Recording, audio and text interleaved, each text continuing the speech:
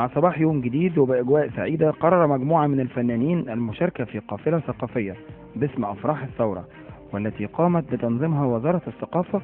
وضمن القافلة مجموعة من الشعراء وأبطال العرض المسرحي هنكتب دستور جديد.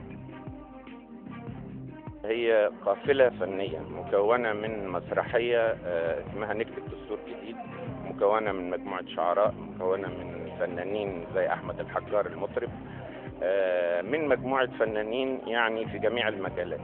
الهدف منها هو نشر الوعي الثقافي للمحافظات. أنا سعيد أن أكون في أول قافلة تذهب إلى الزقازيق، أحتفي مع شعب الشرقية بهذه الثورة الوليدة التي يجب أن نرعاها جميعا، لأن من يدعي أن هذه الثورة انتهت فهو كاذب.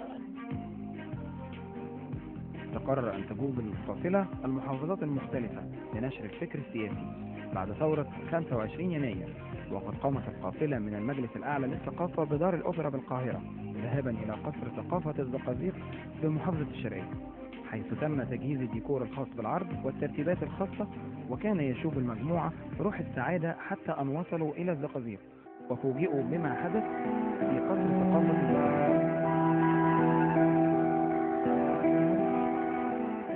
الكارثه اللي حصلت النهارده ان مفيش تنسيق من الهيئه اللي عندنا انها بعتت واحد قبليها ب3 ايام الشرقيه عشان خاطر ينسق الحفله دي.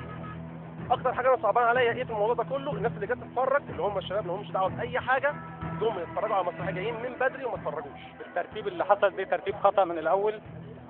كان في اتصال على وزاره الثقافه من 3 ايام، اتصلت انا والاستاذ ياسر الشبانه بالاستاذ محمد قاسم مرعي مدير القصر على اساس الاحتفاليه ديت، وقلنا له على اساس يعمل الدعايه واجب الضيافه بتاع الناس، يعمل نسبه حضور للناس اللي هتيجي ديت، لان المسرحيه دي جايه ناس تفرح الشرقيه افراح الثوره. وكان هذا رأي أبطال العرض المسرحي، وعند طلب أحد المسؤولين عن قصر ثقافة الزقازيق للرد على هذه الاتهامات رفضوا جميعا الرد وطلبوا عدم مطاردتهم للرد على هذا الموضوع.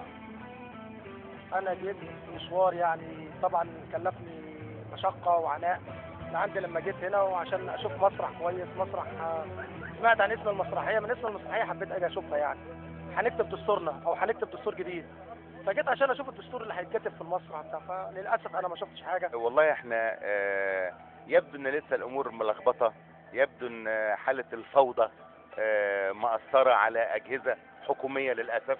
يعني احنا جينا في قصر ثقافه عندهم علم من فتره طويله ان في فرقه جايه تمت كل المخاطبات الرسميه، وان في ضيوف فنانين جايين علشان يقابلوا جمهور الزقازيق، وفي تلاحم بين المنتج الثقافي اللي مقدماه كذا جهه وكلها في وزاره الثقافه.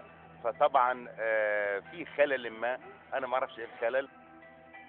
وبهذا انتهى اليوم الذي بدأ جميلا وانتهى للطمة قوية على وجه مخرج وأبطال العرض وأيضا الفنانين الذين أهدروا وقتهم للمشاركة في هذا اليوم الجميل.